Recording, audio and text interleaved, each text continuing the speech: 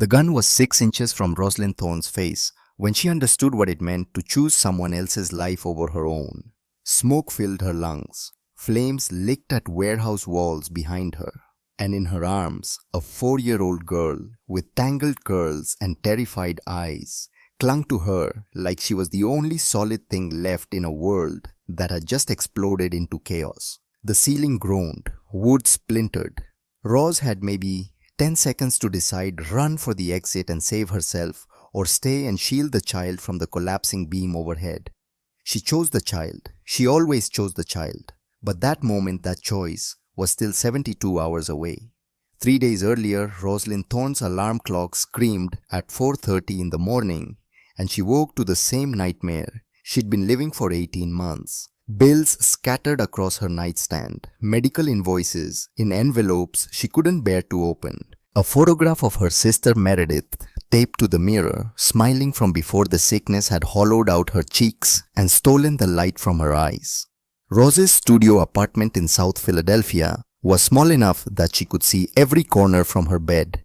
Kitchenette with a sink that dripped, bathroom with tiles cracked sometime in the 90s, windows overlooking an alley where trash cans lined up like soldiers and cats fought over scraps at midnight.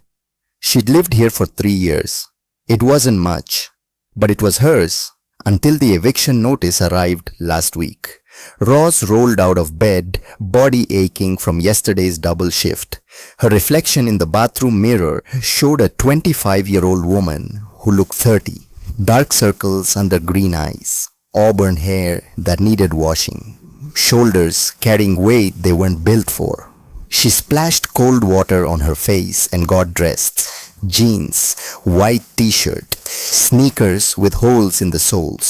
The uniform of someone who worked 3 jobs and still couldn't make rent. Her phone buzzed. A text from the hospital. Meredith's white blood cell count dropped again.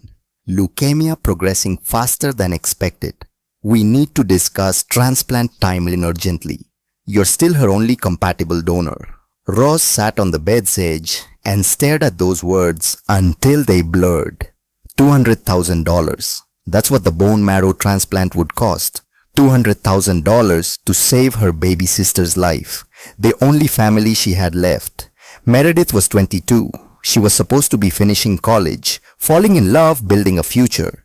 Instead, she was dying in a hospital bed while Roz worked herself to exhaustion, trying to scrape together money that might as well have been $1 million. Roz was a compatible donor. Her bone marrow was a perfect match. But bone marrow meant nothing without the surgery, hospital stay, medications, aftercare. It meant nothing without money. And money was the one thing Roz had never had. She deleted the text. Couldn't think about it right now. Had to get to her first job. The morning shift at Sal's Diner on Market Street was brutal. Coffee refills and eggs over easy, and truckers who left dollar tips and called her sweetheart like they were doing her a favor. Roz smiled and said thank you, and pretended she wasn't dying inside. At noon, she clocked out and ran 6 blocks to the coffee shop where she worked the afternoon rush. Lattes and cappuccinos, and customers complaining about almond milk temperature. Roz nodded and apologized and made drinks with trembling hands. At 5, she changed into her third uniform of the day. White button-down shirt, black slacks, black apron. The outfit of a server at Castellanos, the upscale Italian restaurant in Rittenhouse Square, where lawyers and politicians and businessmen paid $40 for pasta and $200 for wine. Roz had worked at Castellanos for 18 months. It was the best paying of her 3 jobs, which wasn't saying much, but the tips were decent, and the manager Giovanni mostly left her alone. Tonight felt different. Giovanni was nervous. She could see it in the way he kept checking his watch, straightening silverware on table 6 3 times in 10 minutes. VIP tonight, he muttered when Roz asked what was wrong. Private dining room. Very important guest. Who? Giovanni gave her a look that said, don't ask questions you don't want answered. Roz had learned not to ask questions at Castellanos. The restaurant had a reputation. Everyone knew it was connected. Mob money had built the place. Mob money kept it running, and mob men came here to conduct business that didn't happen in boardrooms. She'd seen them, men in expensive suits with granite faces, men who spoke in low voices and never raised their hands for the check, men who left cash on the table and walked out like they owned the world. She stayed out of their way, kept her head down, served the food, and collected the tips and went home. That was the plan. That's what she'd been doing for 18 months. But plans Rose had learned were just wishes, dressed up as certainty. At 6:45, three black SUVs pulled up outside Castellanos. Rose was wiping down tables near the front windows when she saw them. The vehicles moved in formation tight and coordinated, the kind of arrival that meant money or power or both. Doors opened. Men in dark suits emerged. They moved like soldiers, scanning the street, checking surroundings. One spoke into his wrist some kind of communication device. Then the center vehicle's back door opened. A man stepped out, tall, maybe 6'2", dark hair touched with silver at the temples, a suit that probably cost more than Rose made in 3 months. He moved with confidence that came from never being told no, and beside him, holding his hand, was a little girl. Rose's breath caught. The child couldn't have been more than 4 years old. Wild curls falling past her shoulders, a navy blue dress with white flowers embroidered along the hem, patent leather shoes clicking against the sidewalk as she walked. But it wasn't the dress or the shoes that made Rose stare. It was the girl's eyes. Even from across the street through the restaurant window, Rose could see them. Wide, hollow, eyes that had seen too much and understood too little. Eyes that looked older than they should. Rose knew those eyes. She'd seen them in the mirror when she was 7 years old, standing in a social worker's office, learning that her parents weren't coming back, that she and Meredith were alone now, that the world was bigger and colder and crueler than she'd ever imagined. The man and the little girl entered the restaurant. Giovanni practically tripped over himself rushing to greet them. He bowed, actually bowed like he was meeting royalty. "Mr. Castellano," Giovanni said, voice pitched high with nerves. "Everything is ready, the private room, just as you requested." Castellano. So this was Vincent Castellano. Rose had heard the name, whispered among staff. The owner's son, the man who ran the family business, the business that had nothing to do with pasta and wine. Vincent Castellano nodded once. Curt, efficient, a man who didn't waste words.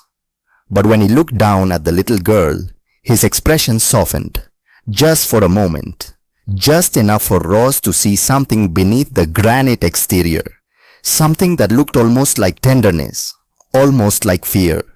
"Come, Aria," he said quietly. His voice was deep, accented, Italian roots wrapped around American vowels. The girl Aria said nothing. She didn't look up, didn't smile.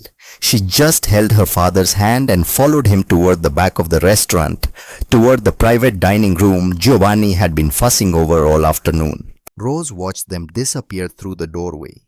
She felt something twist in her chest, recognition maybe, or sympathy. What she knew was that little girl was drowning, and nobody was throwing her a rope. The evening shift moved slowly. Rose served tables, smiled at customers, delivered plates of carbonara and ossobuco and tiramisu, the usual rhythm of a Tuesday night at Castellanos. Except nothing felt usual. Every few minutes, Rose's gaze drifted toward the private dining room. The door was closed. Security guards stood on either side, men who looked like they could break bones without effort. Rose wondered what happened behind that door. What kind of business required armed guards and closed rooms and a 4-year-old girl who looked like she'd forgotten how to be a child? At 8:15, the front windows of Castellanos exploded inward. Glass rained across the dining room like frozen rain. Customers screamed. Someone overturned a table. Wine bottles shattered against floor-red liquid, spreading like blood. And then came the gunfire. Rose dropped to a crouch behind the bar, Her ears rang from the first shot, loud and impossibly close. Her heart slammed against her ribs. Around her, chaos erupted. People running, shouting, the sound of chairs scraping and bodies hitting ground. Through the wreckage of the front windows, Rose saw them. 3 men, ski masks, automatic weapons. They moved into the restaurant with practiced efficiency, weapons raised barrels sweeping across the room. "Nobody move!" one of them shouted. His voice was muffled behind the mask. "This doesn't concern you." But Rose knew better. She'd lived in this city long enough to understand how these things worked. This wasn't random. This wasn't a robbery. This was a hit. More gunfire. This time from the back of the restaurant. Vincent Castellanos' security team, returning fire. The sound was deafening. Rose pressed her hands over her ears and tried to make herself smaller behind the bar. She should stay down. She should hide. She should wait for this to end. That's what survival looked like. But then she saw her. Arya. The little girl stumbled out from the hallway leading to the private dining rooms. She was alone, confused. Her tangled curls bounced as she turned in a circle, looking for her father, looking for someone who could explain why the world had suddenly become so loud and wrong. Rose's blood turned to ice. One of the masked gunmen was turning, pivoting toward the back of the restaurant, toward the hallway, toward Arya. His weapon was rising. Rose didn't think. She didn't calculate odds or weigh risks or consider consequences. She just moved. She launched herself from behind the bar. 4 running steps that felt like moving through water.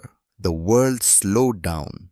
She could hear her own heartbeat loud and rhythmic in her ears. She could see the gunman's finger tightening on the trigger. She could see Arya's face, small and pale and terrified.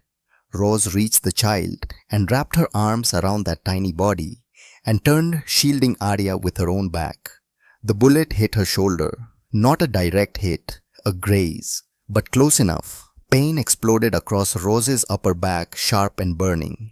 She gasped. Her vision blurred for half a second, but her arms didn't loosen around Arya. She pulled the girl closer and ran. The kitchen. She had to get them to the kitchen. She knew that space. She'd worked it 100 times. She knew every corner and counter and exit. They crashed through the swinging doors together. Rose's shoulders screamed in protest. Blood soaked through her white shirt, warm and sticky, but she kept moving. She dragged Arya behind the industrial prep counter, shoving them both into the narrow space between steel surface and wall. "Stay with me," Rose whispered. Her voice came out ragged, broken. "I've got you. You're safe. I promise." Arya stared up at her with impossibly wide eyes. The girl was shaking. Her delicate hands gripped Rose's arms with desperate strength. Behind them, gunfire continued.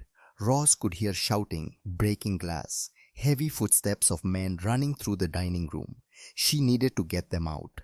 The back exit, the alley, somewhere away from the guns and violence and smoke starting to fill the air. "We're going to move," Rose said, directly into Arya's ear. "Stay close to me. Don't let go." Arya nodded. She didn't speak, but her fingers fisted in Rose's apron like lifelines. They moved in a crouch. Rose used her body to shield the child, navigating between prep stations and equipment. Each step sent pain lancing through her shoulder. Each breath felt like fire in her lungs. The back exit glowed red in emergency lighting. Rose hit the bar with her hip, and the door swung open. Afternoon sunlight blinded her. The alley stretched ahead, narrow and lined with dumpsters. The sound of sirens was growing louder. Police, ambulances, help was coming. Rose pulled Arya through the door and slammed it shut behind them. Her fingers fumbled with the external lock until it clicked into place. Then she leaned against cool metal and tried to catch her breath. That's when she felt the small arms wrap around her waist. Arya was crying. Silent sobs that shook her entire body. The girl pressed her face into Rose's stomach and held on like she was drowning. Rose sank down to the dirty alley pavement. She pulled Arya into her lap and rocked her gently. The pain in her shoulder felt distant now, less important than the weight of this child in her arms. "You're okay," Rose murmured. "You're safe. I've got you. She could hear boots on tile inside the restaurant, shouts, the distinct sound of car engines roaring to life. The attack was ending as quickly as it had begun. Roz didn't move. She couldn't. Not when Arya needed this. Not when she needed this. The sirens grew deafening. Suddenly, the alley was full of uniforms. Police officers and paramedics swarming around them, hands reaching, voices asking questions. Someone tried to separate them. Arya screamed. The sound was raw, primal. A child's terror given voice. No. Arya's hands dug into Rose's arms. No, don't take her. Don't. A paramedic knelt beside them. Young, maybe 30. He had kind eyes. Miss, we need to check you both for injuries. Can you let us? She won't let go, Rose said. Her own voice sounded strange, distant. Just give her a minute, please. The paramedic nodded. He began examining Rose's shoulder while Arya remained wrapped around her. The girl's fingers had tangled in Rose's apron strings. She refused to release them even as the paramedic tried gently to move her. Then, Vincent Castellano appeared. He moved through the crowd like a force of nature. People stepped aside without being asked. His suit was torn. Blood stained his shirt, though Rose couldn't tell if it was his or someone else's. His face was granite, hard, dangerous.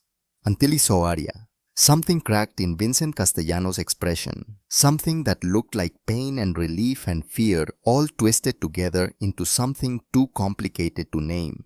He dropped to one knee beside them. His hands shook slightly as he reached out to touch his daughter's face, checking her for injuries with movements surprisingly gentle for someone who looked like he could break steel with his bare hands. He spoke rapid Italian, words Rose couldn't understand, but the tone was clear. Relief, gratitude, fear. Arya saw him. Her face crumpled, but she didn't let go of Rose. The paramedic was trying to examine Rose's shoulder, but Arya had wrapped herself so tightly around Rose that it was impossible to separate them without causing more distress. Vincent's eyes lifted. He looked at Rose for the first time, really looked at her. She saw him take in the blood on her uniform, the way she was still shielding his child with her body, the exhaustion and pain written across her face. The paramedic said something about needing to treat the gunshot wound. The words seemed to hit Vincent like a physical blow. His jaw tightened. She took a bullet for my daughter, Vincent said. His English carried a slight accent, perfectly clear, perfectly controlled. Rose shook her head. I just pulled her out of the way. Anyone would have done the same. Vincent's expression suggested he didn't believe that for a second. That's when Arya shifted in Rose's arms. The girl pulled back just enough to look up at Rose's face. Her eyes were red from crying. Tears streaked her cheeks. When she spoke, her voice was so small that Rose almost didn't hear it over the noise of emergency vehicles and crowd. Mommy? The word dropped into the chaos like a stone into still water. Everything seemed to stop. The paramedic's hands froze. Vincent's face went absolutely white. Rose felt her heart stutter in her chest as she processed what Arya had just said, what she just called her. Arya's fingers tightened in Rose's apron. Her lower lip trembled. Mommy, don't leave me. Rose's throat closed. She looked at Vincent, desperate for him to correct his daughter, to explain that there had been a misunderstanding. But Vincent was staring at Arya with an expression that looked like grief and hope tangled together into something painful. His lips moved, but no sound came out. Rose tried to speak gently. Her hand stroked Arya's wild curls in what she hoped was a soothing gesture. Sweetheart, I'm not your mommy. I'm just a waitress who was happy to help you. Your daddy is right here. Arya shook her head violently. She pressed closer to Rose's chest. You saved me, Arya said. Her logic was childlike and heartbreaking. Mommies save. That's what mommies do. Something cracked open inside Rose's chest. Something she didn't have a name for. She looked at Vincent again, silently begging him to help her navigate this impossible moment. But Vincent seemed frozen. His eyes were locked on his daughter like he was seeing something he'd thought was lost forever. A woman in tactical gear appeared at Vincent's shoulder. She spoke rapidly in Italian. He responded without looking away from Arya, his voice carrying an edge of command that made it clear he was used to being obeyed. The woman nodded and moved away, speaking into a radio. Vincent finally seemed to collect himself. He reached out slowly, carefully, as if afraid the moment might shatter. "Piccola," he said softly, "this kind woman helped you, but we need to let the doctors take care of her now." Arya turned to look at her father. Her expression held something that made Rose's heart ache. "Why can't she come with us? Why can't she stay?" Vincent's jaw worked for a moment before he spoke. "Because she has her own life, her own family." Rose heard herself speaking before she'd made the conscious decision to do so. "I don't mind coming along, just until she's calmer, if that would help." Vincent's eyes snapped to her face. She saw surprise there, followed by something that might have been respect. He nodded once, a sharp movement, then stood and began issuing orders to the people around them in a tone that suggested this was a man accustomed to control, to making things happen with nothing more than his word. The paramedic managed to treat Rose's shoulder while she held Arya. The girl refused to be separated from her for even the few minutes the examination required. The bullet had grazed rather than penetrated. The paramedic said she was lucky. Lucky. Rose wasn't sure that was the right word for any of this. They bandaged her up, gave her something for the pain, and then she found herself being guided into the back of a black sedan with Arya still clinging to her hand. Vincent slid into the seat across from them. That's when Rose finally understood that she just agreed to leave with someone whose name she barely knew. The realization should have terrified her, but she was too exhausted and too focused on the little girl pressed against her side. Vincent seemed to read her thoughts. "My name is Vincent Castellano," he said. "This is my daughter Arya. You saved her life today." Rose nodded slowly. Her brain was trying to catch up with everything that had happened in the last hour. "Rosalind Thorne," she managed. "People call me Rose, and I just did what anyone with a conscience would do." Vincent's expression suggested that he lived in a world where not everyone had a conscience, but he didn't say it out loud.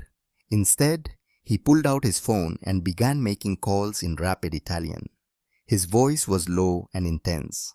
Rose caught enough words to understand that people were being dispatched, locations secured, threats assessed.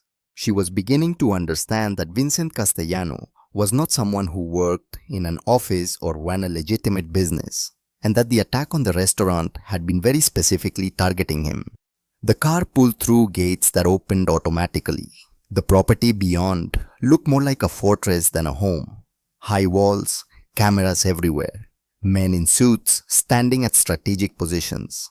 Rose's stomach dropped as the reality crystallized, but Arya's hand was still in hers, small, trusting.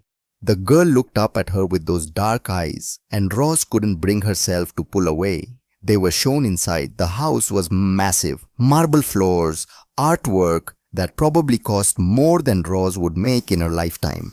Chandeliers throwing crystalline light across everything. A woman in her early 40s appeared immediately. She had kind eyes and efficient movements. Vincent spoke to her in Italian. She nodded, then turned to Rose with a warm smile. "I'm Catherine," she said. Her English was unaccented. "Vincent's sister. Let me show you to a room where you can rest. We'll have a doctor examine that shoulder properly, and we'll find you some clean clothes." Rose started to protest that she should just go home, but Arya's grip tightened painfully on her hand. The little girl looked up at her with those huge dark eyes. "Just for a little while," Rose heard herself say, "until she's ready to let go." Catherine's expression softened with understanding. She led them upstairs to a guest room that was larger than Rose's entire apartment. Arya refused to leave Rose's side while the doctor examined her shoulder. The girl stood so close that the doctor finally just worked around her. The wound was cleaned and properly bandaged. Antibiotics were prescribed. Rose was given strict instructions to rest and avoid strenuous activity. As the doctor packed up his supplies, Arya tugged on Rose's hand. "Will you stay with me tonight?" The girl's voice was barely a whisper. "I don't like being alone when it's dark." Rose looked at Catherine, uncertain. Catherine sat on the edge of the bed. Her expression was thoughtful, sad. She's had nightmares since her mother died, Catherine said quietly. 2 years now. She hasn't slept through a full night in all that time. She stopped talking 6 months ago. The doctor said it was trauma, selective mutism. We've tried everything. The information hit Rose like a punch to the chest. She looked down at Arya, seeing the child's request in a completely different light. This wasn't just about today's trauma. This was about a little girl who'd been living with loss and fear for so long that she'd forgotten what safety felt like. Rose knelt down, ignoring the protest from her shoulder until she was eye level with Arya. "I'll stay tonight," she said carefully. "I promise. But tomorrow we'll need to talk about what happens next. Okay?" Arya threw her arms around Rose's neck. Over the child's shoulder, Rose saw Vincent standing in the doorway. His expression was unreadable, but his eyes held something that looked like wonder and pain mixed together. That night, Rose found herself lying in an unfamiliar bed, in an unfamiliar room with a 4-year-old girl curled against her side like she'd been doing it her whole life. Arya had insisted on holding Rose's hand even as she fell asleep. Her breathing gradually evened out into the rhythm of childhood rest. Rose stared at the ceiling. She tried to process everything that had happened, tried to understand how her life had been completely overturned in the space of a single afternoon. She must have dozed off eventually, because she woke to find Arya thrashing beside her. Small sounds of distress escaped the girl's throat.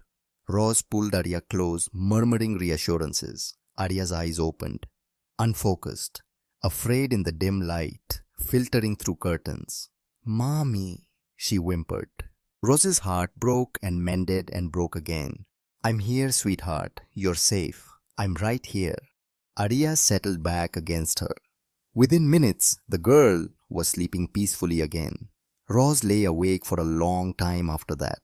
The word "mommy" echoed through her mind like a question she didn't know how to answer. Morning came too soon. Sunlight streamed through windows overlooking manicured gardens. Arya was still asleep, her small hand wrapped around Rose's fingers. There was a soft knock at the door. "Come in," Rose said quietly. Vincent entered. He looked like he hadn't slept either. Dark circles under his eyes, tension in every line of his body. He wore different clothes, casual, jeans and a black sweater, but he still moved with that same contained power. He gestured for Rose to follow him. She carefully extracted herself from Arya's grip, tucking the girl in before slipping out of the room. Vincent led her to his study. The room was all leather and dark wood and paintings worth more than Rose could imagine. He gestured for her to sit. She did, suddenly aware that she was wearing borrowed clothes and living in a stranger's home and had absolutely no plan for what came next. Vincent spoke first. His voice was careful, measured. "You need to understand something, Miss Thorne. The attack yesterday was not random. I have enemies, people who would hurt my daughter to hurt me. And now they know that you saved her.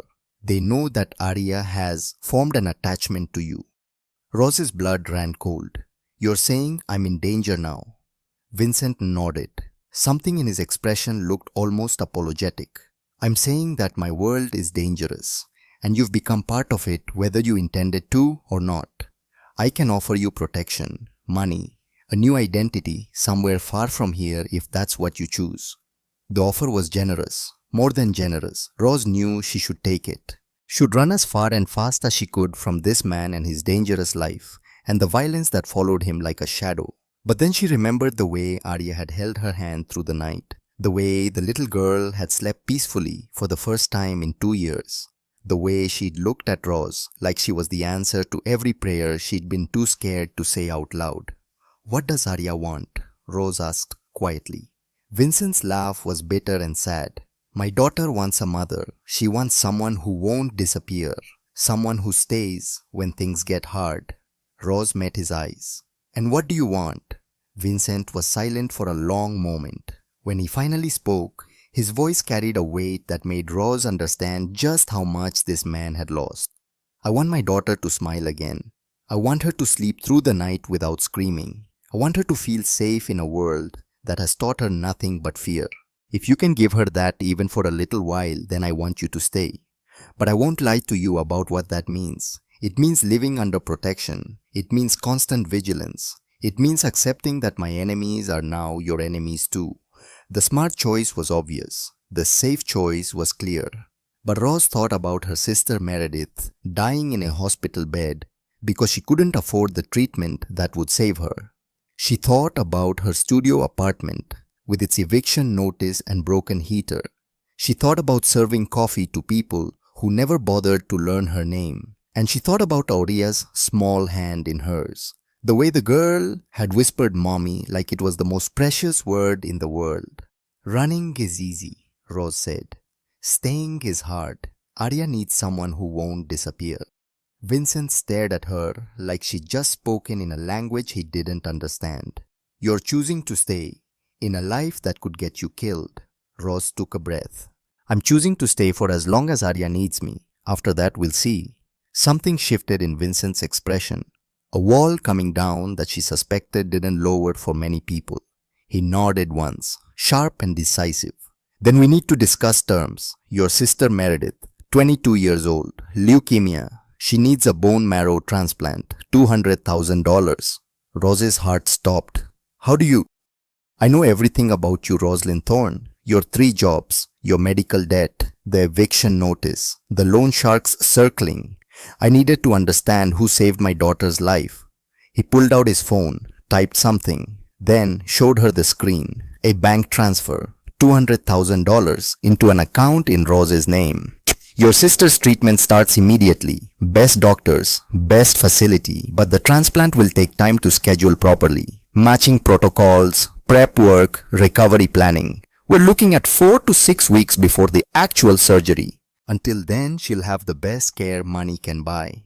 Rose couldn't breathe. I can't accept this. It's too much. I haven't earned.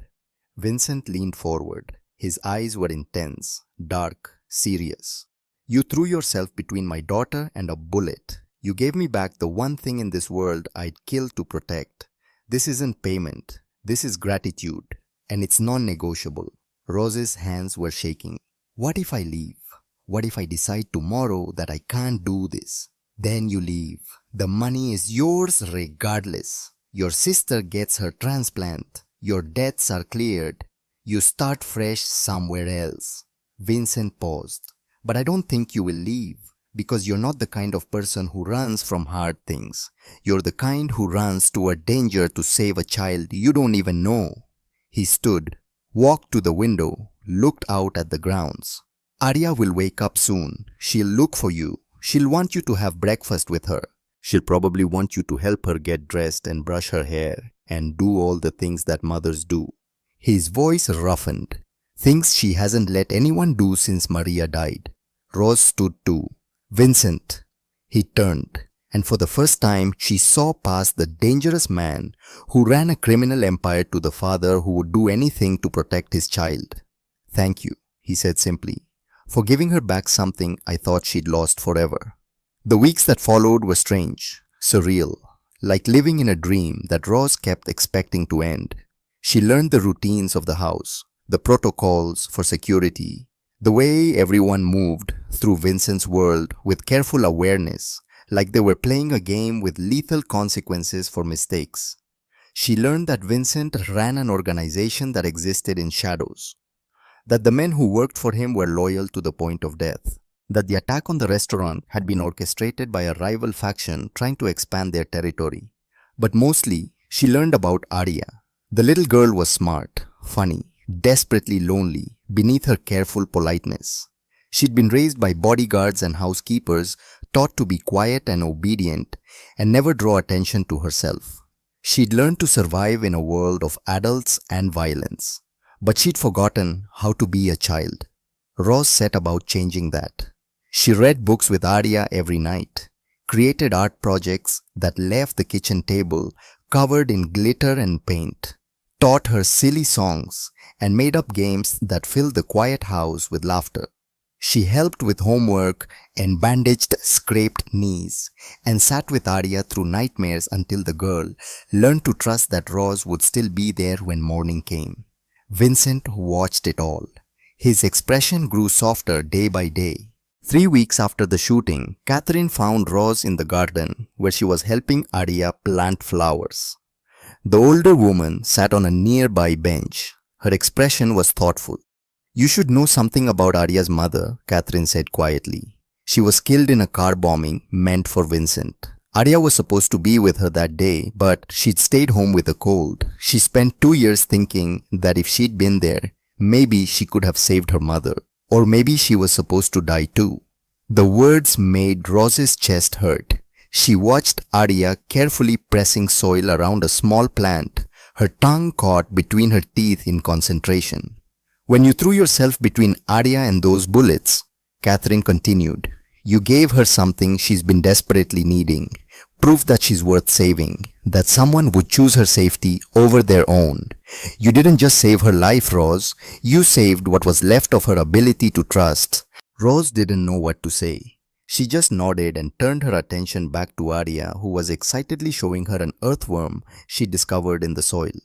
That evening, Vincent asked to speak with her.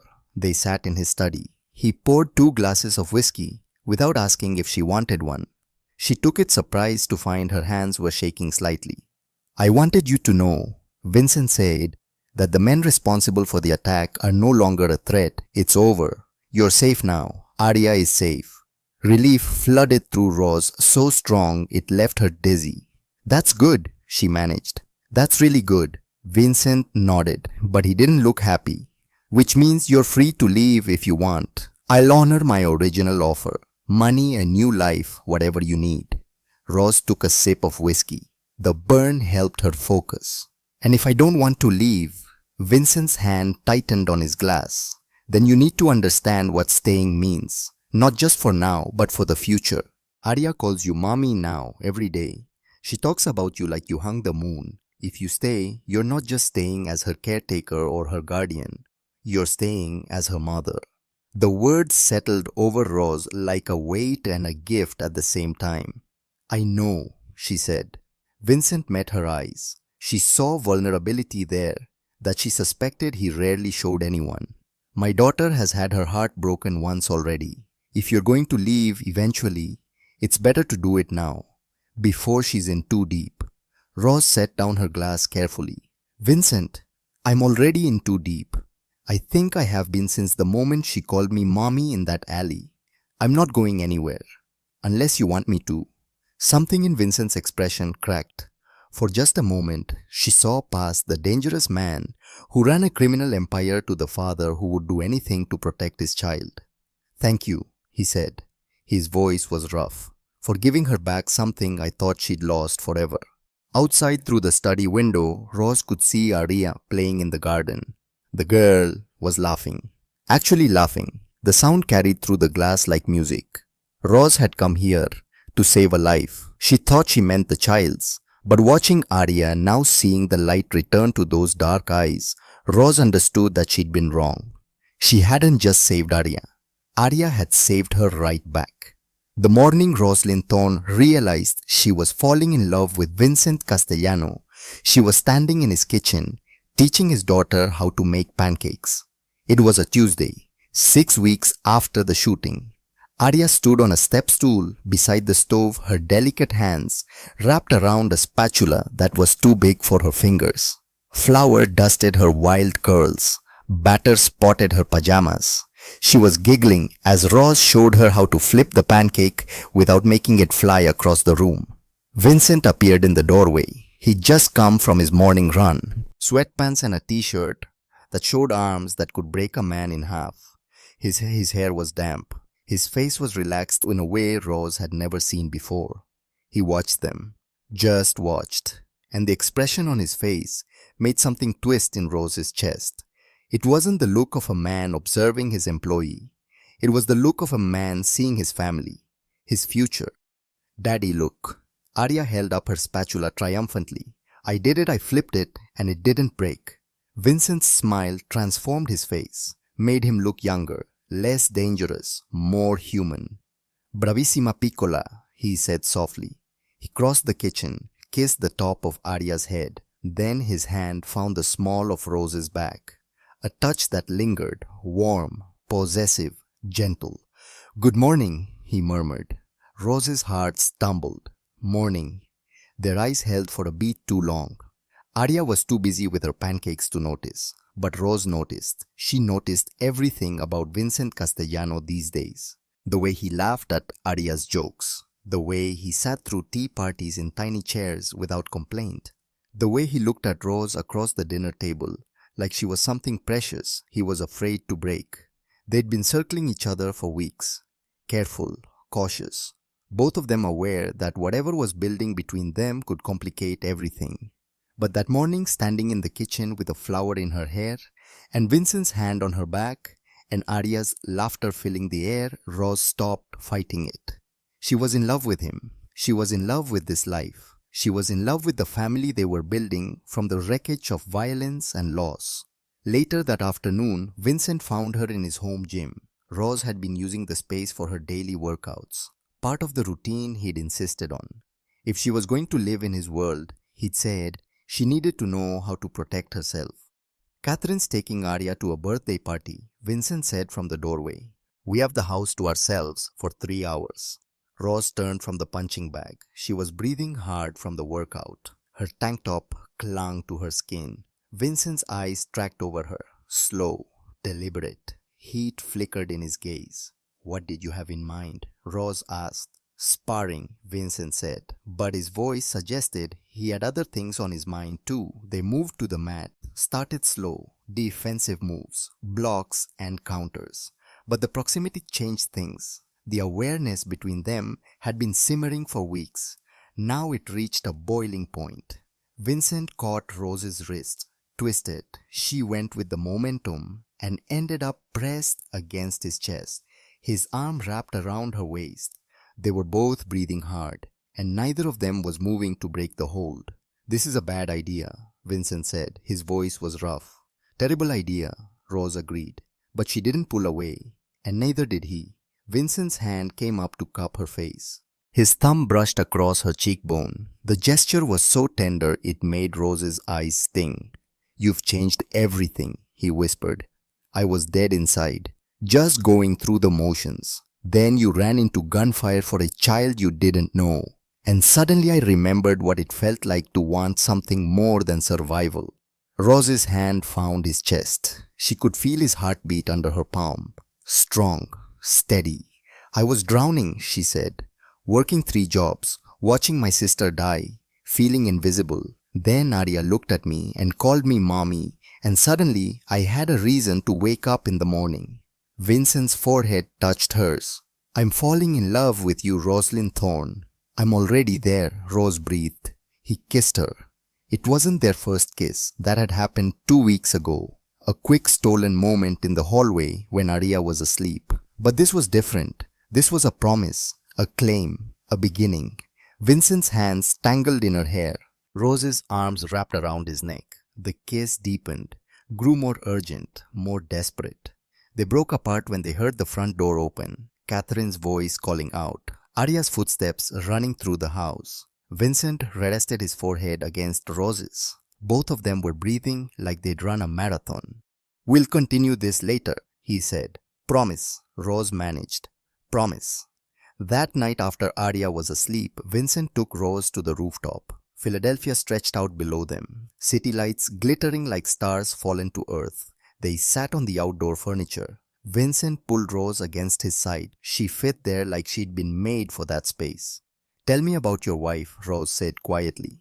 Vincent was silent for a long moment. When he spoke, his voice carried old pain. "Maria was good, pure. She didn't belong in my world, but she loved me anyway, tried to make me better, gave me Arya." He paused. "The car bomb was meant for me. I was supposed to be in that vehicle. But I'd stayed late at a meeting. Maria took Arya to her mother's house, except Arya had a fever. So Maria left her home with the nanny and went alone." Rose's hand found his, squeezed. "Arya heard the explosion from our bedroom window. She was 4 years old. She watched the smoke rise from 3 blocks away. And when I came home and told her that her mother wasn't coming back, she just stared at me. Didn't cry, didn't speak, just stared." "Survivor's guilt," Rose whispered. She thought it should have been her in that car. She stopped eating, stopped talking, stopped being a child. Vincent's arm tightened around Rose. Then you threw yourself in front of bullets for her. You showed her that her life was worth saving, that someone would choose her. You gave her permission to live again. Rose turned to look at him. You gave me permission to live too. I was just existing, going through motions, waiting to drown. Then I saved Arya, and suddenly I had a purpose, a family. Vincent's hand came up to cup her face. You're my home now, Rosalind. Not this house, not this city, you. They kissed again, slower this time, deeper. A promise that this was real, that this was their future. But forever, Rose would learn, was a fragile thing in Vincent Castellanos' world. The next morning, everything fell apart. Rose woke to shouting, not Arya's voice, adult voices, angry, coming from downstairs. She pulled on a robe and ran. Her heart pounded. Some instinct told her that whatever was happening, it was bad. She found Vincent in his study. He stood behind his desk. His face was granite, dangerous. And across from him stood a man Rose had never seen before. He looked like Vincent, same dark hair, same build, but younger, maybe late 30s, and his eyes held something that made Rose's skin crawl. Resentment, rage, jealousy. You need to leave, Vincent said. His voice was ice. Now. Not until I say what I came to say. The man's eyes found Rose in the doorway. So this is her, the waitress playing house. Marco, Vincent's voice carried a warning. Don't! Marco, Vincent's younger brother. Rose had heard the name whispered among the household staff. The black sheep, the one who'd been cut from the family business. Marco's laugh was bitter. What, I can't meet the woman who's replaced Maria, the one who's got my niece calling her mommy after 6 weeks. Get out. Vincent's hand moved toward the drawer where Rose knew he kept a gun. But Marco pulled out his phone, held it up. You might want to see this first. He pressed play. A video filled the screen. Security footage from inside the house. Grainy, black and white, but clear enough. It showed Rose in the hallway near Arya's room. And it showed her talking to someone on her phone. Except Rose didn't remember that conversation. She didn't remember being filmed. The audio was muffled. But words came through. Fragments of a conversation. How long until we move? Yes, I have access. Trust me. Castellano doesn't suspect anything. Rose's blood turned to ice. That's not me, she said. Her voice came out weak, uncertain.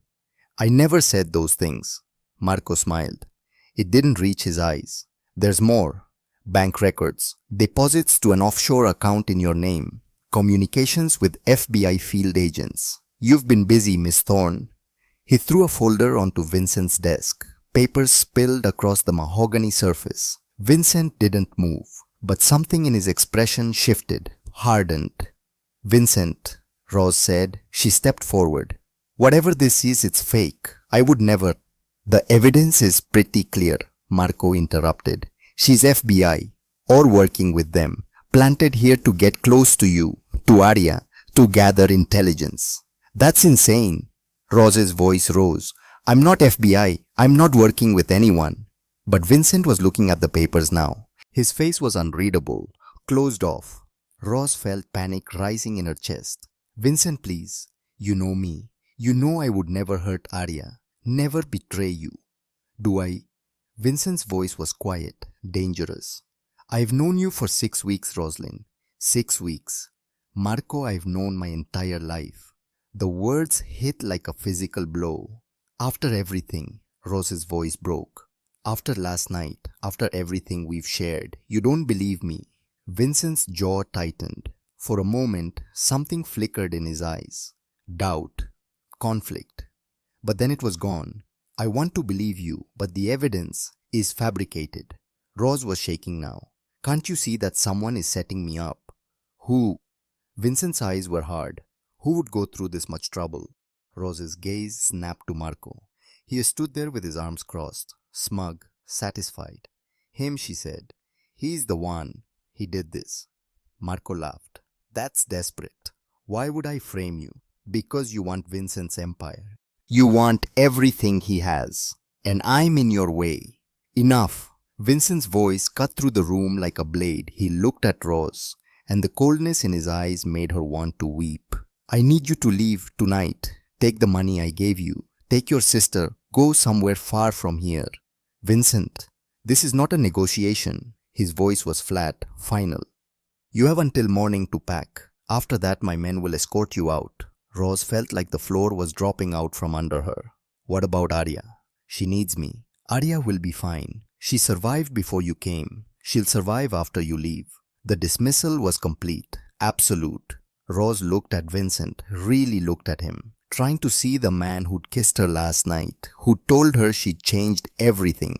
But that man was gone, buried under layers of suspicion and betrayal and old wounds that had never healed.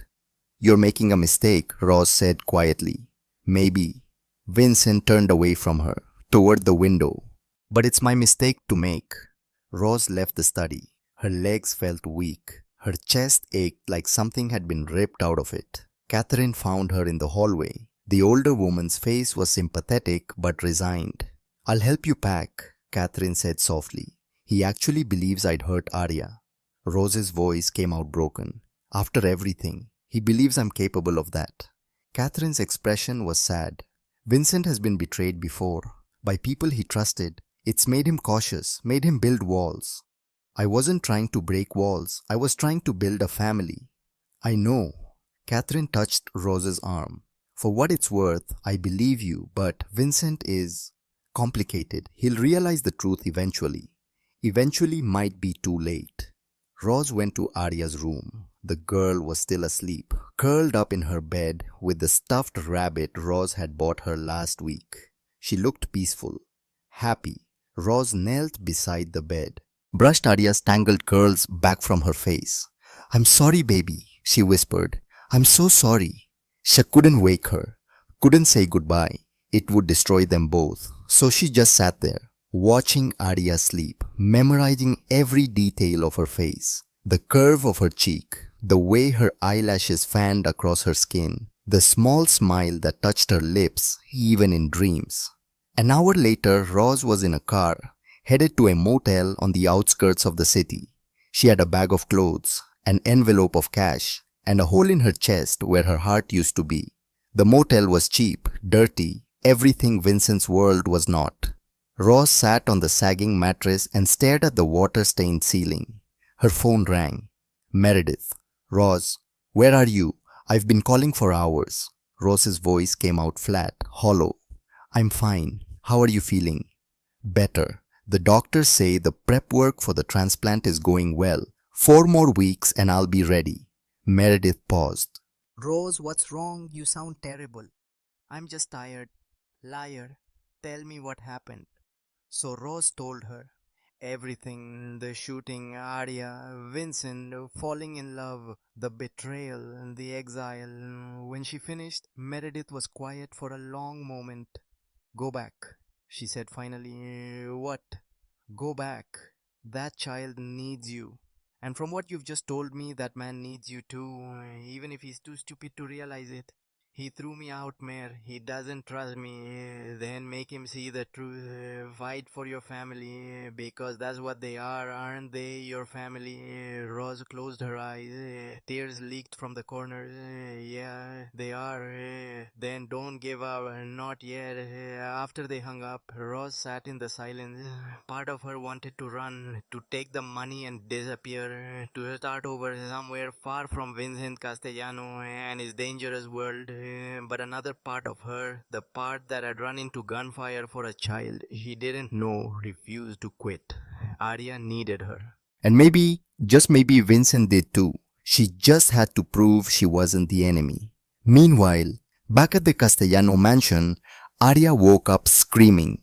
Vincent ran to her room, found her sitting up in bed, tears streaming down her face. Where's mommy? Arya sobbed. I want mommy. Vincent tried to comfort her. Piccola, it's okay. I'm here. But Arya pushed him away. No, not you. I want Rose. Where is she? Catherine appeared in the doorway. Her face was grim. She's asking for Roz, Vincent said helplessly. Then maybe you should call her, Catherine said. Her voice was sharp. Before our niece breaks her heart again. But Vincent's jaw was set, stubborn. Arya will adjust. She did before. Before she stopped talking for 6 months, stopped eating, nearly died from grief. Catherine's eyes flashed. Is that what you want to watch her fade away again? Vincent had no answer. For 3 days, Arya refused to eat, refused to speak. She lay in her bed and stared at the ceiling and wouldn't respond to anyone. The doctors came, ran tests, found nothing physically wrong. It was the same pattern as after Maria's death. The child withdrawing into herself, choosing silence over a world that hurt too much. Vincent sat by her bedside, held her small hand, whispered apologies she didn't respond to. On the 4th day, his tech expert Dmitri burst into his study. Boss, you need to see this. Dmitri pulled up files on Vincent's computer. Original security footage, unedited. The video Marco showed you was doctored. See here, timestamps don't match. Audio is spliced from different sources. And this conversation Miss Thorne supposedly had, he played the real footage. She was actually talking to her sister about Arya's birthday party next month. Vincent's blood ran cold. And the bank records, fabricated. I traced the documents back to an IP address registered to Marco's apartment. And there's more. Dmitri pulled up financial records. Marco's been embezzling from the organization for 2 years. Offshore accounts, shell companies. He's stolen over $40 million. Vincent stood slowly. His hands were shaking with rage, with horror, with devastating realization. How long have you known? I started digging the night Miss Thorne left. Something didn't feel right. Took me 3 days to crack Marco's encryption. Vincent's fist slammed onto the desk. 3 days. She's been gone for 3 days thinking I don't trust her, that I chose my brother over her. There's more. Dimitri's expression was grim. I found communications between Marco and the FBI. He's been feeding them information about your operations, planning to get immunity by testifying against you. He needs you isolated, vulnerable.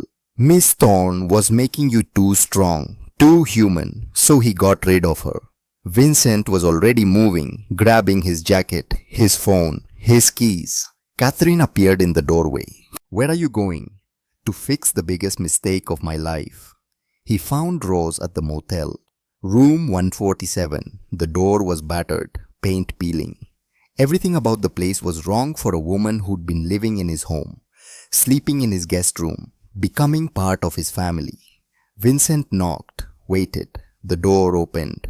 Rose stood there in jeans and a t-shirt. Her eyes were red, like she'd been crying. When she saw him, her expression closed off. What do you want, Vincent? To apologize. Bit late for that. I know. He took a breath. Can I come in? Rose hesitated, then stepped back. Let him enter. The room was tiny. One bed, a table, a TV that probably didn't work. Rose's bag sat on the chair, packed, ready to run.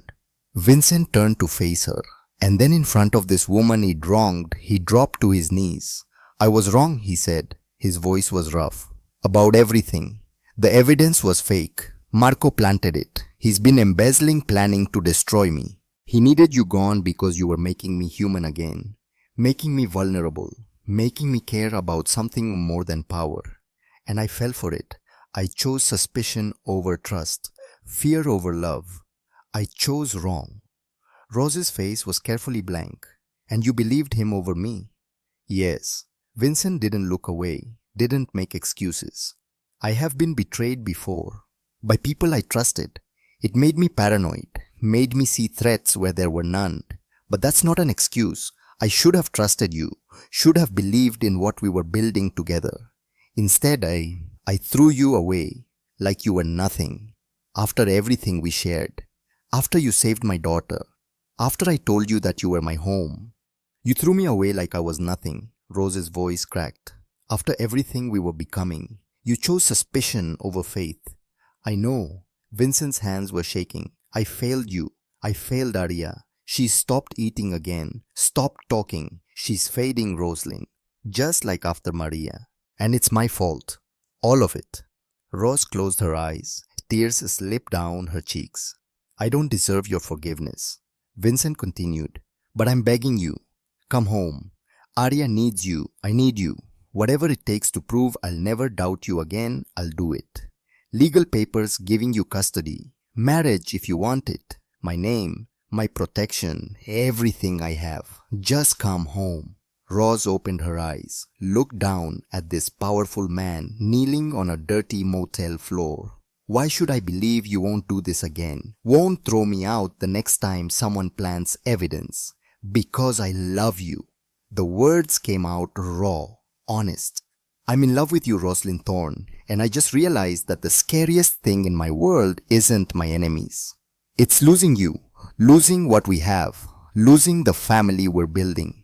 He pulled something from his pocket. A business card. FBI. I've been talking to the FBI, off the record, for the past month about getting out, going legitimate, walking away from the illegal operations. I didn't tell you because I wasn't sure it would work. But now with Marco's embezzlement and betrayal, they have everything they need to take him down. And I have a deal.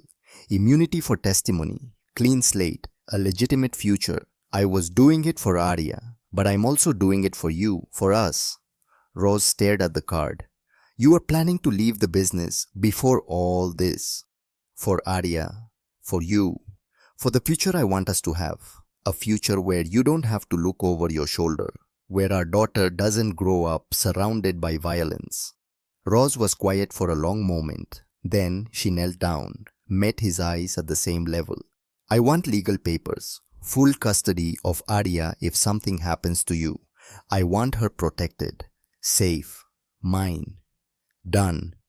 And I want you to trust me, really trust me. No more walls, no more suspicion. If we do this, we do it as partners, as equals. Whatever you want. And I want Marco to pay, properly, through the legal system, not through violence. The FBI will handle it. He'll spend the next 30 years in federal prison. Ross searched his face. Then take me home, to our daughter. Vincent pulled her into his arms, held her like he was afraid she'd disappear. I'm sorry. God, I'm so sorry. I know. Rose held him back. Now let's go fix what you broke.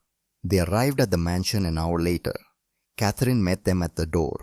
Relief flooded her face when she saw Rose. She's in her room, won't come out. Rose took the stairs two at a time, pushed open Arya's door. The little girl lay curled in her bed, small, fragile, lost. Arya, Rose's voice was soft. The girl didn't move. Rose sat on the edge of the bed, touched Arya's shoulder gently. Baby, I'm here. I'm so sorry I left, but I'm back now, and I'm not going anywhere, ever again, I promise. Arya's eyes opened, dark, cautious, afraid to hope. Mommy, her voice was barely a whisper. Yeah, baby, it's me. Arya turned, looked at Rose, and then she launched herself into Rose's arms with a cry that broke hearts and healed them at the same time. You came back. Mommy came back. Rose held her, rocked her, let her own tears fall.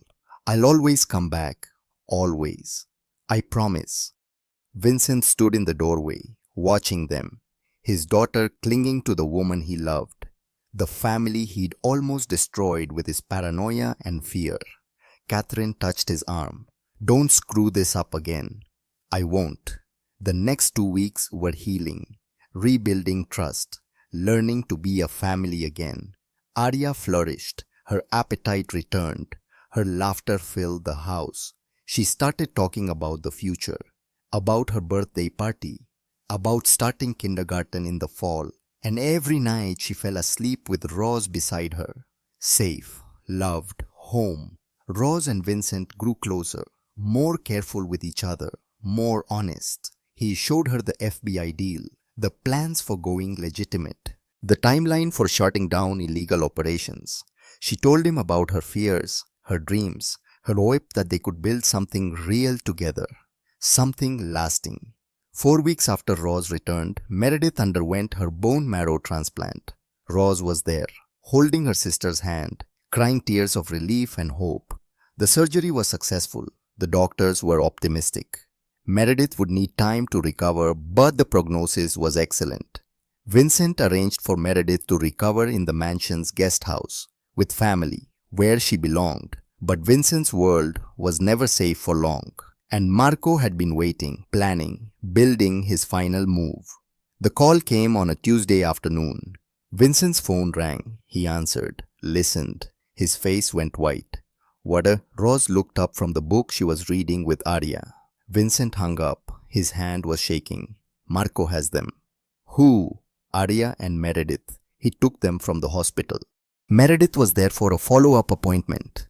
Arya wanted to visit her. Marco's men grabbed them both from the parking garage. The world tilted. Roz couldn't breathe. Where? I don't know. He said he'll call back with instructions. Roz was on her feet, moving. Then we wait for his call, and we get them back. Vincent caught her hands, stopped her frantic pacing. Roslyn. His phone rang again. Marco's number. Vincent put it on speaker. Hello, brother. Marco's voice was smug, satisfied. I have something you want. Two somethings actually. A very frightened little girl and a very sick young woman. They're both asking for Roz, crying for her. It's actually quite pathetic. What do you want? Vincent's voice was ice. Everything. I want you to know what it feels like to lose it all. First, I'm liquidating your accounts. By the time we're done talking, you'll have nothing.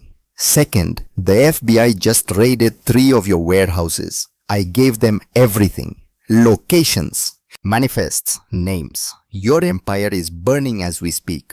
Vincent's jaw clenched, but he said nothing.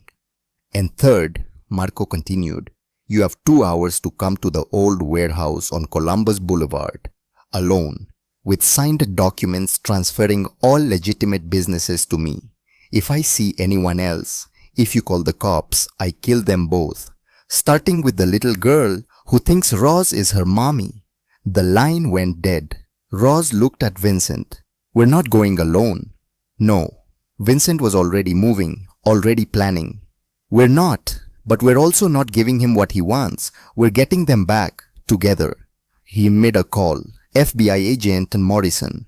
It's happening. Marco just made his move. He's got 2 hostages. I'm going in. You'll have your arrest. He hung up, looked at Roz.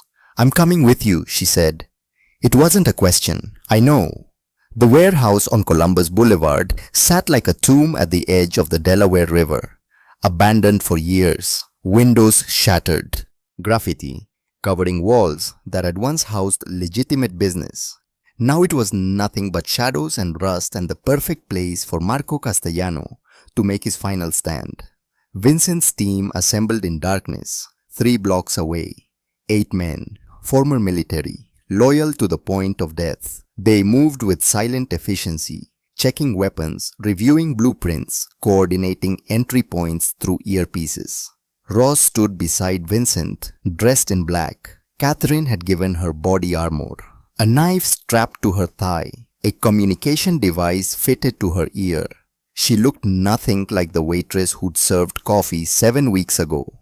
She looked like a woman who'd fight through hell to save her family. You don't have to do this, Vincent said quietly. His hand found hers in the darkness. My men can handle it. They're my daughters too. Rose's voice was steel. Both of them. I'm not waiting in a car while they're in danger. Vincent studied her face, saw the determination there, the love, the absolute refusal to back down. Then we do this together. He pulled her close, kissed her forehead. But you follow my lead. You stay behind me, and if I tell you to run, you run. Understood. Understood. It was a lie. They both knew it. Roz wouldn't run, not if Arya and Meredith were still inside. But Vincent didn't argue. There wasn't time.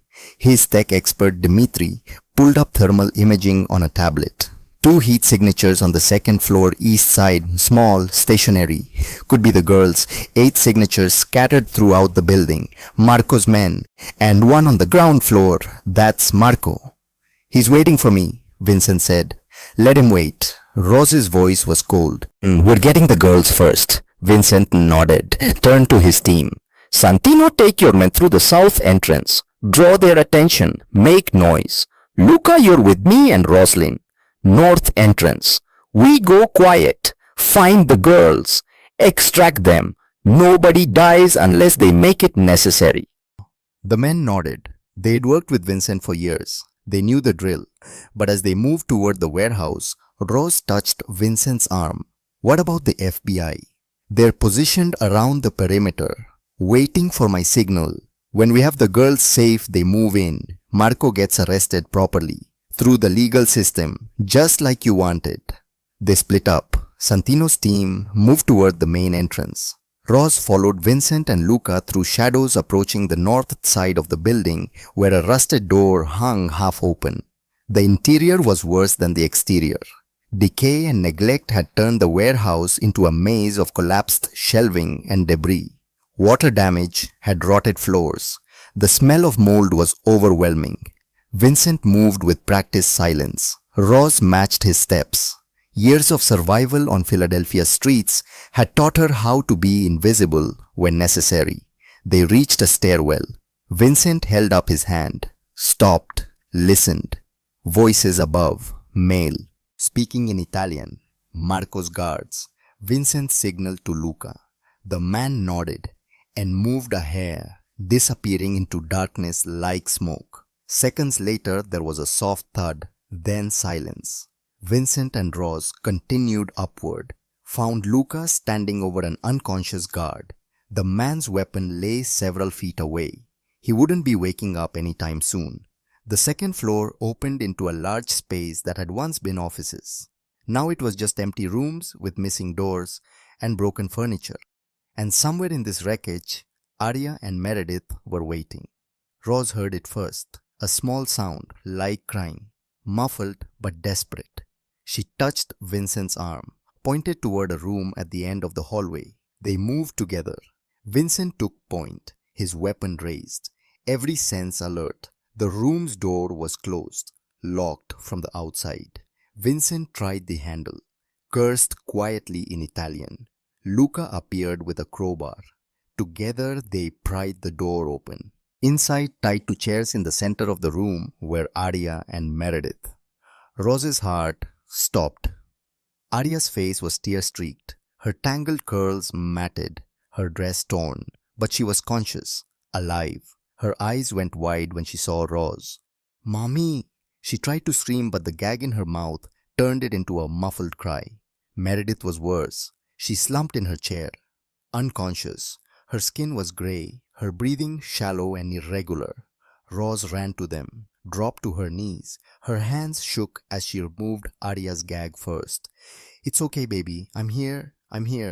Arya sobbed. "He said you weren't coming. He said you left us." "Never." Rose worked on the ropes binding Arya's wrists. "I will always come for you, always." Vincent walked up to Meredith, checked her pulse. His face was grim. "She's barely breathing." Rose finished freeing Arya and turned to her sister. Meredith's lips were blue. Her chest rose and fell in weak, irregular gasps. "Mare." Rose touched her sister's face. "Mare, wake up. Please wake up." Meredith didn't respond. Vincent cut the ropes binding her, caught her as she slumped forward. "She needs a hospital," he said. "We don't have time." Rose's EMT training kicked in, the CPR certification she'd gotten years ago when she'd volunteered at the hospital. When she thought maybe she could be a nurse instead of a waitress, she laid Meredith flat on the floor, tilted her head back, checked her airway. Not breathing, no pulse. "Luca, call for an ambulance. Tell them we need immediate medical." Vincent's voice was calm, controlled, but his eyes betrayed his fear. Ross started chest compressions. 30 compressions, 2 breaths. The rhythm was automatic, muscle memory taking over. "Come on, Mare. Breathe. Please breathe." Arya clung to Vincent, watching with terrified eyes. Ross counted, pushed, breathed for her sister. 30 compressions, 2 breaths. 30 compressions, 2 breaths. "Mommy, is Aunt Mare going to die?" Arya's voice was small, broken. No, Rose said through gritted teeth. No, she's not, because I won't let her. 30 compressions, 2 breaths. Meredith's chest rose, not from Rose's breath, from her own. She gasped, choked. Her eyes flew open. That's it. Rose turned her on her side. Recovery position. That's it. Breathe. Just breathe. Meredith's hand found Rose's, squeezed weakly. Knew you'd come, she whispered. Always. Vincent helped Rose get Meredith into a sitting position. Color was returning to her sister's face. Her breathing was evening out. What did Marco give you? Rose asked. Some kind of sedative. In water. Said it would keep me calm. Meredith's voice was raspy. I woke up here. Couldn't move. Couldn't breathe right. We're getting you out, both of you. But as Rose said the words, gunfire erupted from below. Santino's team had engaged. The distraction was working. But it also meant Marco knew they were here. Vincent's earpiece crackled. Boss, we've got a problem. Marco's not on the ground floor anymore. He's moving, heading toward the east wing, toward your position. Vincent's weapon came up. He positioned himself between the door and his family. Get them to the north exit. I'll hold him off. No. Ross stood. We leave together. All of us. Rosalind. Together. Vincent looked at her, saw the steel in her eyes, the absolute refusal to lose anyone else. He nodded. Luca, take point. I'll cover rear. Stay close. Stay quiet. They moved as a unit. Luca ahead, Vincent behind, Roz in the middle, with Arya clinging to one hand and supporting Meredith with the other arm. They made it to the stairwell, started down. The gunfire below was getting louder, closer. Then Marco appeared. He stepped into their path at the base of the stairs, gun raised, smile cold. Going somewhere, brother. Vincent's weapon came up. Let them pass, Marco. This is between us. Is it? Marco's eyes found Rose. See, I don't think it is anymore. I think this is about her. About what she represents. The life you want instead of the empire we built. The weakness she's made you embrace. The only weakness here is yours, Vincent said coldly. Jealousy. Greed. Taking hostages because you can't earn respect. Marco's face darkened. I earned respect. I bled for this family. But Papa only saw you. The golden son. The heir. I got nothing. You got everything I did. You chose to throw it away. Chose to steal. Chose to betray. Because nothing was ever enough for you. You had to have it all. The empire, the beautiful wife, the perfect daughter, and now her. Marco's gun swung toward Rose. So I'm taking it. All of it. Starting with them. Time slowed. Rose saw Marco's finger tightening on the trigger. Saw Vincent starting to move. Knew he'd tried to throw himself in front of the bullet. She couldn't let that happen. Arya needed her father. Needed them both. Rose's hand dropped to her thigh. Found the knife Catherine had given her. Her self-defense training from the past weeks flooded back. Vincent's voice in her head. If someone has a gun and they're distracted, go for the weapon hand. Fast and hard, she moved. Faster than Marco expected. Faster than Vincent could stop her. She closed the distance in 3 steps. Grabbed Marco's wrist. Twisted. The gun went off. But the bullet hit the wall, not flesh. Marco tried to pull away, but Rose's momentum carried them both sideways. They hit the ground hard. The gun skittered across the floor. Marco's fist caught Rose's jaw. Pain exploded across her face. Her vision blurred, but she didn't let go. She brought her knee up, connected with his ribs, used the leverage to roll him. Vincent was there, pulling Marco off her, slamming him against the wall with enough force to crack plaster. You threaten my family. Vincent's voice was deadly quiet. You take my daughter, you hurt the woman I love. His fist connected with Marco's face. Once, twice. Marco's head snapped back. Blood poured from his nose. Vincent, stop. Rose was on her feet. Her hand touched his arm. Stop. He's not worth it. Vincent's fist was raised for another blow. But at Rose's touch, at her voice, something in him calmed. He lowered his arm. You're right. He pulled Marco forward, then slammed him against the wall again. He's not worth spending the rest of my life in prison. You can't let me live, Marco choked out. Blood ran from his mouth. You know what I'll do. I'll come back. I'll take everything from you. No, a new voice said. You won't. FBI agents flooded the warehouse. Tactical gear, weapons, led by a woman in her 50s with sharp eyes and an air of authority. Vincent Castellano, she said. Agent Sarah Morrison, FBI. Vincent's jaw tightened, but he didn't release Marco. How long have you been listening? Long enough. Morrison gestured to her team. They moved in, cuffed Marco, read him his rights on screen.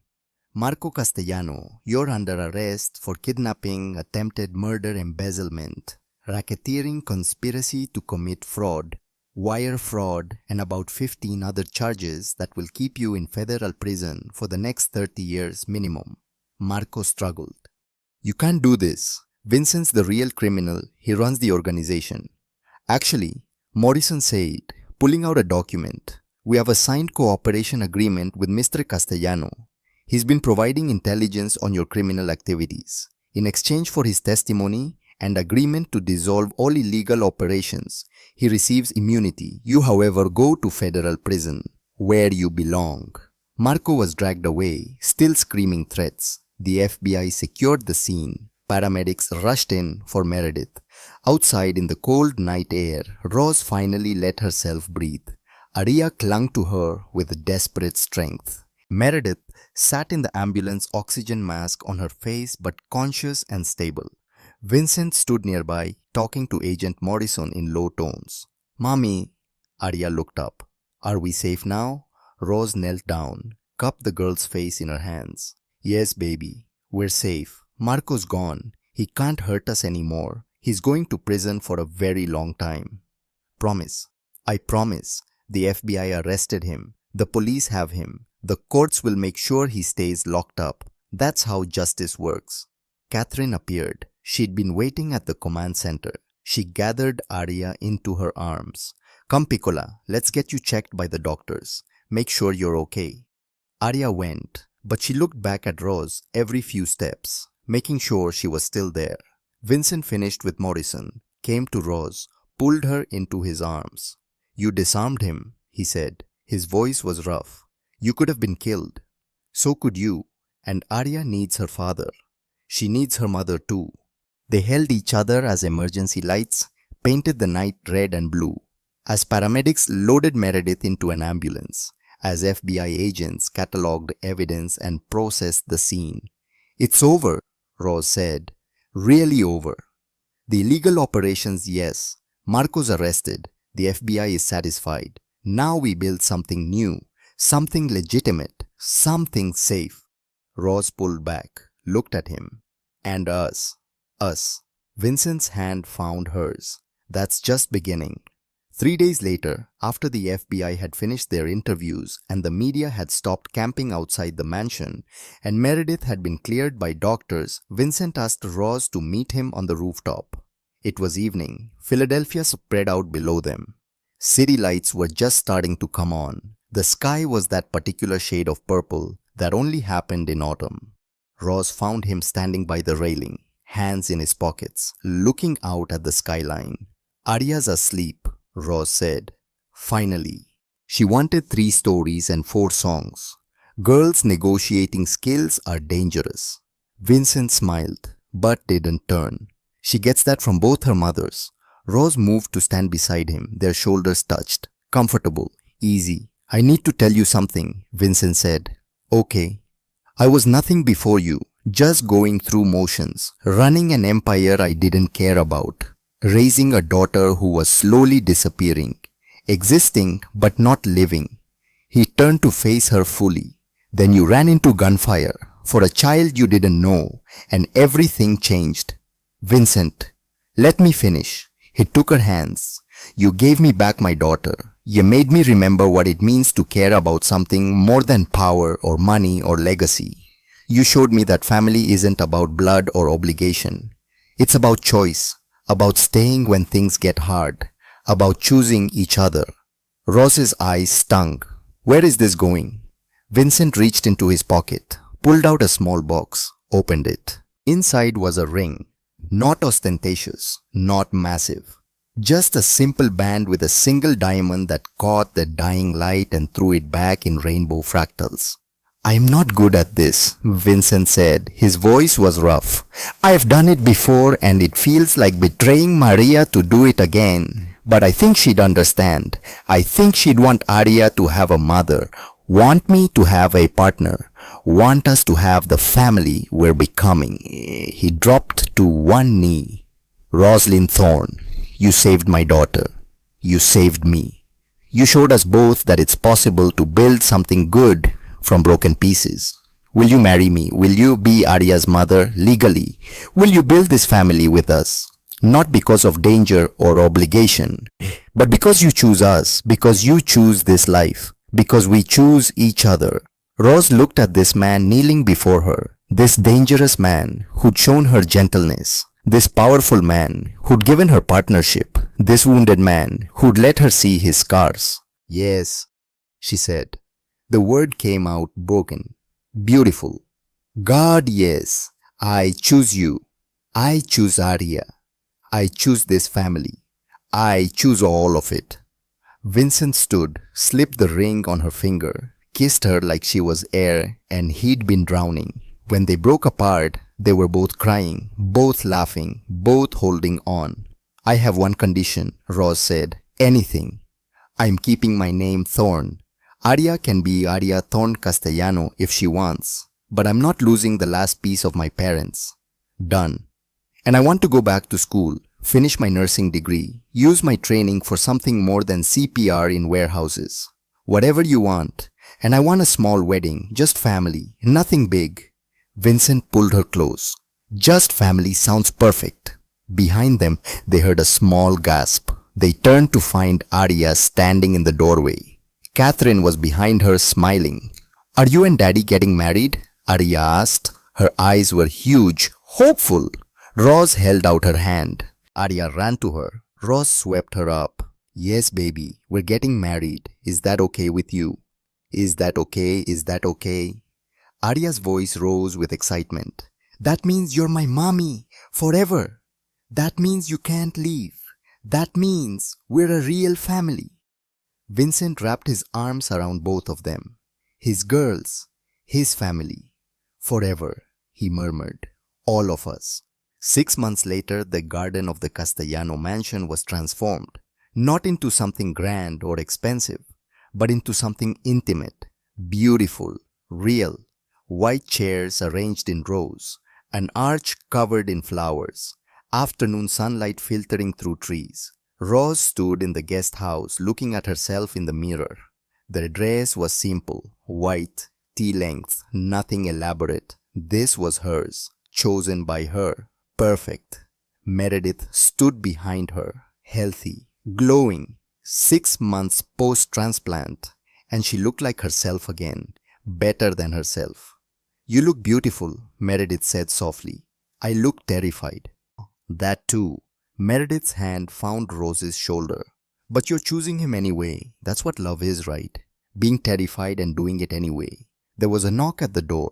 Catherine entered with Arya. The girl looked like a princess. White dress, flowers in her hair, a basket of petals in her hands. Mommy, you look like a queen, Arya breathed. Rose's eyes filled. You look pretty magical yourself, baby. Are you ready? Catherine asked. Vincent's waiting, and between you and me, I've never seen my brother nervous before. It's actually quite entertaining. Rose took a deep breath, looked at the 3 women who'd become her family. Her sister, her sister-in-law, her daughter. Let's go get married. The ceremony was short. Perfect. The officiant was a family friend.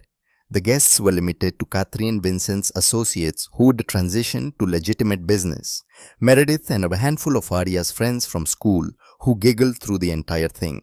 Rose walked down the makeshift aisle with Meredith on one side and Arya on the other, both of them holding her hands, both of them smiling. Vincent stood at the altar in a dark suit. His eyes never left Rose's face, and the expression there took her breath away. Love, pure and uncomplicated and absolute. The vows were traditional, simple. But when Vincent said, "I do," his voice carried the weight of every promise he'd ever made, every wall he'd torn down, every piece of himself he'd given to this family they were building. And when Rose said, "I do," she meant forever. Not the conditional forever she thought love was, but the real kind, the kind that chose to stay even when things got hard. The officiant smiled. "By the power vested in me by the Commonwealth of Pennsylvania, I now pronounce you husband and wife. You may kiss your bride." Vincent pulled Rose close, kissed her like they were the only two people in the world. Arya cheered, the guests applauded, and somewhere in the middle of all that noise and joy, Rose felt at peace. The reception was held in the garden, food and music and laughter. Arya danced with everyone. Meredith gave a toast that had everyone crying and laughing. Catherine hugged Rose and whispered, "Welcome to the family." Officially. As the sun set, Vincent pulled Rose aside. "I have something to tell you," Rose said. "I have something to tell you too," Vincent countered. "You first." Vincent took her hands. "I finalized everything today. Castellano Enterprises is completely legitimate. Every illegal operation dissolved. Every questionable business sold or shut down. I'm just a businessman now. Boring, safe, normal." Rose smiled. "You'll never be normal. Is that a problem?" "Not even a little bit." She took a breath. "My turn. I have news too. The nursing program accepted you, I know. Catherine told me." "Not that." Rose's hand found her stomach. "I'm pregnant." Vincent froze, stared. "You're pregnant?" "About 8 weeks. Found out 3 days ago. Was waiting for the right moment to tell you."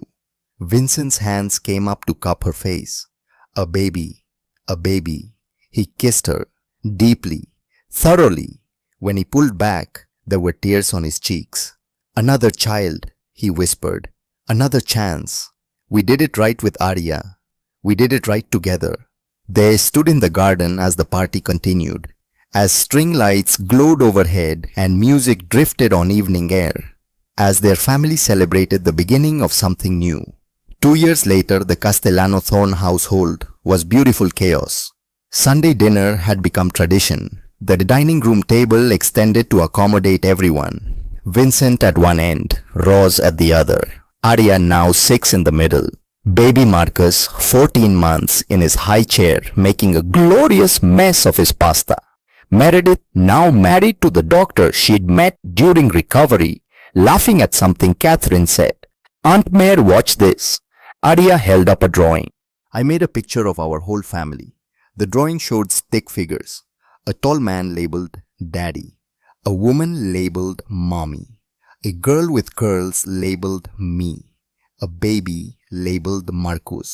And off to the side, another woman with angel wings labeled First Mommy Watching from Heaven. Rose's throat tightened. Arya had started talking about Maria 6 months ago. Not with sadness, just with acceptance. Understanding that she'd had 2 mothers.